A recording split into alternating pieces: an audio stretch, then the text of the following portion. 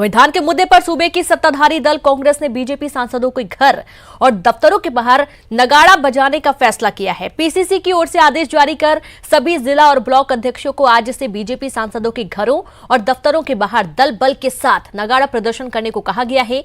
राजधानी रायपुर में बीजेपी सांसद सुनील सोनी के घर और दफ्तर का घेराव कांग्रेस करने जा रही है और आज दोपहर 2:30 बजे से कांग्रेस के कार्यकर्ता नगाड़ा लेकर मौजूद रहेंगे। और संवाददाता देवव्रत रायपुर से लाइव जुड़ गए हैं। देवव्रत, प्रदर्शन ऐसा कि हर कोई देखेगा, नगाड़ा बजाया जाएगा, सभी जितने भी बीजेपी के नेता हैं, जितने भी उनके कुछ विधायक हैं, सभी के बाहर।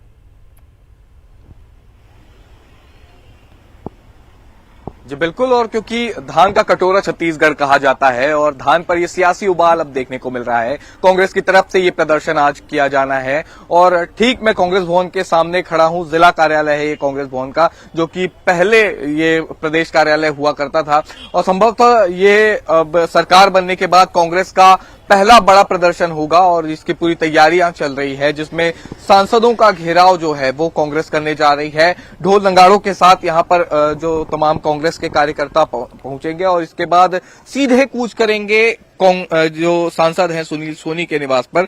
और अभी जो शहर अध्यक्ष हैं उनसे हम बात कर लेते हैं। ये प्रदर्शन की किस तरह की रूपरेखा है? क्या दिल्ली में जो प्रदर्शन आप लोगों का कैंसिल हुआ तो अब सांसदों को घेरने की ये रणनीति आप लोग बनाए? देखिए, दिल्ली का प्रदर्शन हमारा कैंसिल नहीं हुआ। सर्वप्रथम मैं आपको बताना चाहूंगा कि हमारे आदरणीय मुख्यमंत्री जी ने जो घोषणा की थी और राम जन्मभूमि के विषय में उस समय कोर्ट का निर्णय आया और संवेदनाओं को और माहौल को देखते हुए उसको स्थगित किया गया था। और हमारी जो साइन कराने का जो प्रक्रिया थी और जो फॉर्म लोगों से, किसानों से, व्यापारियों से, वो निरंतर जारी है और लाखों के तादाद में दस्तखत होकर लोगों के फॉर्म जमा हो रहे हैं। और जहां तक बात रायपुर के अभी प्रदर्शन को लेकर के क्या है, क्या ये ढोल नगाड़े बजाने से आपको लगता है कि ये सांसद इसे लेकर के इसके बाद मांग करेंगे केंद्र से और केंद्र जो है वो चावल खरीदेगी सेंट्रल पूल में छत्तीसगढ़? देखिए, सर्वप्रथम मैं ये बोलना चाहूंगा कि छत्तीसगढ़ के किसान नहीं, ओवरऑल पूरे देश के किसानों की जवाबदारी खाली कांग्रेस की नहीं है, भाजपा की भी जवाबदारी उन किसानों के प्रति है।